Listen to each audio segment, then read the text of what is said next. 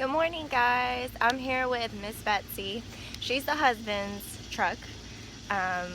He decided a couple years ago that he didn't like the trim that was on the sides.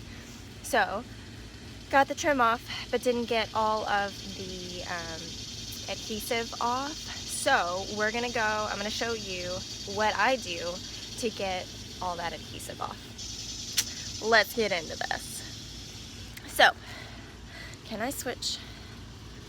Oh, I just took a picture. Okay, I can't switch camera angles now. All right, so we might have to do this in a couple takes. Okay, so let me show you everything that you are gonna need. So this thing is actually really cool. This is a cuticle pusher. You can get this pretty much anywhere. I got mine, I think, at like CVS. They are kind of expensive, $5, $10, something like that. It's got your cuticle scraper over here and the cuticle pusher over here. I use this on my nails all the time. It came in handy with this project. So then you're also going to need a paper towel. I'm using one of those shop towels, not a regular paper towel. I don't know how it's going to differentiate. I think this is just a little bit stronger than a paper towel, a normal paper towel is. So that's why I'm using that. Then I have my adhesive remover, 3M general purpose adhesive cleaner. You can try to use the Goof Off or Goof On.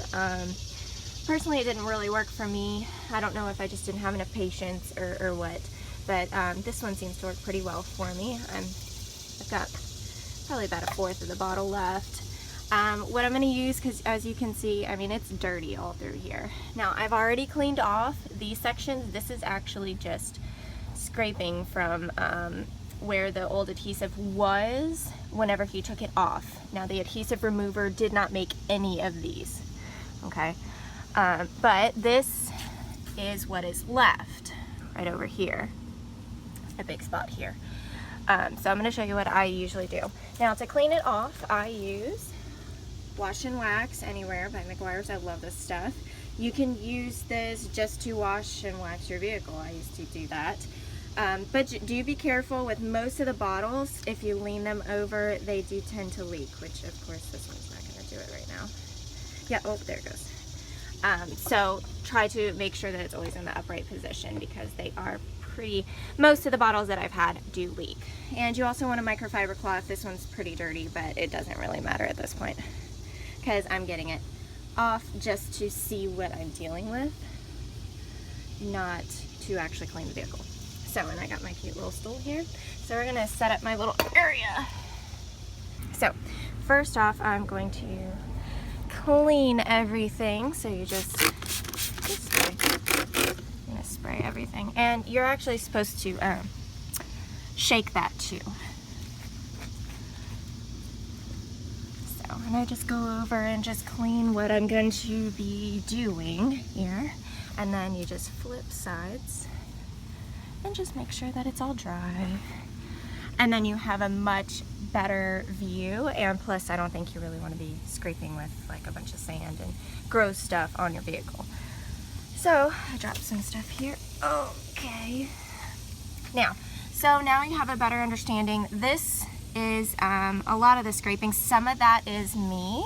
You can't really see it in the video here. Well, I guess you can right here. You can see some of those scrapings are mine. Now these are down to the paint. That is the undercoat right there. So that you will not get out. But all of this stuff, you'll be able to get out. And the way that I know, now, this is a pretty good method here. If you can get it wet and it goes away, you got a pretty good chance that you are able to make it go away. Now see, as it's drying, it's coming back, and that's okay. This again is down to the primer. This will never go away. But I did have these on the other sides, and you don't see them anymore. Like you can barely see some up here and down here. I don't even know if you can see it on the camera or not. But pretty much compound, a cleaner wax, and then a paste wax on top of that made all that go away. And I will go over all of that with you guys here in just a second as well. So let's get into this. So what you're gonna do is, I like to fold up my paper towel here, and it is sprinkling a little bit, so it's not hard though, so hopefully I'll be able to get through this. Trying to do this with one hand is fun.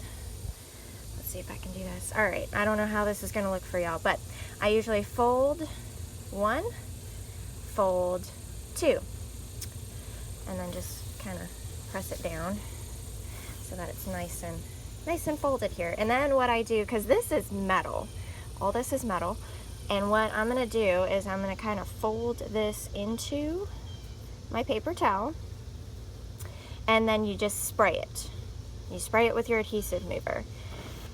But what I like to do, let's see how this even looks for y'all. I don't even know if y'all can see that. Do not use the scraper end. You want to use your cuticle pusher end, okay? What I like to do, and this is going to take two hands again, is I like to, let's take the top off of this here. I like to spray my area, and the easiest way to do that is to hold up your towel here and spray at the same time. So I'm just above, I don't think you can really see that. Yeah, now you can. Just above where the stuff that I'm trying to remove is, and you want to try to keep it with where you're going to be. Try not to go too far, you know, beyond where you're going to start, because it's not going to help you at all. It's really not. So let me do that really fast. See if there's a way I can keep you looking at what I'm doing here. Here we go. And that way you kind of get your paper towel wet as well as getting your spot wet. And I just kind of let it soak a little bit. And then you'll pick up your little cuticle thing and you'll just start scraping. Now I like to make sure that my paper towel is totally covered here. I like it to be a nice dark color. And the way that I can tell if I've done something or not is because it is it's a dark color. I don't know. Yeah, you can see it. All the stuff that I have already done, if you do this over top of it, you cannot see you can't see any dark anymore. So, and that's just all that I do. I just start kind of scraping, and you gotta be careful, because once it starts to get dark up here like this, usually I'll let it get a little bit darker, but whenever it starts to get dark like this, sometimes I have noticed that it will start scraping the paint. You have to kind of move your paper towel down to a clean spot and then do it again. And I usually do that every couple, well, not really minutes, but you will be able to tell whenever you can feel like it's starting to dig. And I'll usually flip it over and I'll look and I'll be like, okay, well, now it's getting pretty dark. You know, it'll get to a dark gray or even a black color, and it'll even start scratching the paint, and you'll be able to see that. So that's when you want to move it around. And I end up using about a whole paper towel on a door. And sometimes, like with all of this that I did, this door is the worst door. This has the most stuff on it. So I went through a whole paper towel just doing this little section. Now another tip, I've already done it here. You can kind of see because it's a light gray color instead of like a darker black color. Now this I don't really recommend for everybody to do, especially people that haven't done this before, which, you know what, I hadn't done this before either, but I learned. I will use my cuticle pusher end, and I will just kind of start scraping some of this off. And you have to be careful, because if you scrape too hard, you can go right through onto the paint, and you don't want that. And I think that's part of what some of these scratches are. It was me scraping it, but they are so fine that just a little bit of compound and a cleaner wax, you know, it'll take those right out. But just be careful whenever you're doing that. What I do is I usually do scrape a little bit, and then I will take my paper towel, wipe it off so I can see how much is actually left, because this stuff, it tells you, it's going to be hard on camera, whenever it's wet, it tells you how much is left, and then whenever it dries is when you're like, oh, you still have a good bit, but it's not a lot. I usually go by whatever the darkest portion is. The darkest portion has the most. The lightest portion, there's not that much left. And it makes it a lot easier, especially with these portions over here, where they are super dark, they are super caked on there. If you just start, God, I got bugs all in my face. Whenever you just start scraping some of these off, then they'll become a lighter gray, and it'll be easier to get it off with your paper towel and your cuticle pusher. So, just some tricks there for you. Alright, now on to the second part, how to keep up with those scratches that you are either making or have already made by taking off those trim pieces. So this is what I do. I use this Meguiar's rubbing compound. I do one layer of that, then I go over to the cleaner wax. I'll use a cleaner wax then after, and a turtle wax after that, just to keep, so you're kind of trying to get most of those circles out or those scratches out. Then this one will keep getting some of those scratches out, but put a layer of wax on top of it, and then you'll put another layer of wax on top of that. Now on these pieces, these trim pieces, like this section, like I said, where, oh, actually you can't, there you go, where he was just scraping those trim pieces off and created all these scratches here, that is going to be more difficult to cover up than, I mean, all of this is it's pretty dirty, but you don't see really any, I mean, these are just random scratches here, but you don't see any lines of scratches. These, again, are down to the primer coat here. You're down to the base coat, and on like that, there is no more clear coat, there's no saving this. This has to be touch-up painted. You know, you can go to O'Reilly's or the dealer and get, you know, your paint code to fill in those little sections there. But I can't do anything with any rubbing compounds, nothing with that. So let's give this a try. I'm going to do each one of these separate. I'll show you how I do it. Alright guys, so now let's tell you what you need. I've got my rubbing compound here. You want to get one of these little discs. It's a fluffy disc. I don't know what they're exactly called. And this is what I've used before. I have a bunch of these discs because I have a bunch of cleaning supplies. I'm pretty good with keeping up with paint and stuff. So I have a bunch of these, and usually what I'll do, it's not on this one anymore, but you can kind of still see the residue. I would tape these to each other. So that way I can still reuse it, and it's the same stuff that I had already put on it. I'm not mixing discs with other stuff, like with the cleaner wax or anything. I don't have any leftover rubbing compound on my cleaning wax disc. It's all the same. And another microfiber cloth, not the cleanest, but whatever, it's gonna do. So let's see if I can get you down and show you. Hopefully that has a good angle. I hope so. Alright, so I like to mix up my compounds here. And so you're just going to put a little bit on here. I'm doing the section that I have already done. I have not finished taking off the rest of this stuff over here. Just over here I have. And so what you're going to do is, like, all this I think is down to the primer. I don't think I'm going to be able to get any of that out. But all this I should be able to. You're just going to put that on there, start swirling. Start swirling.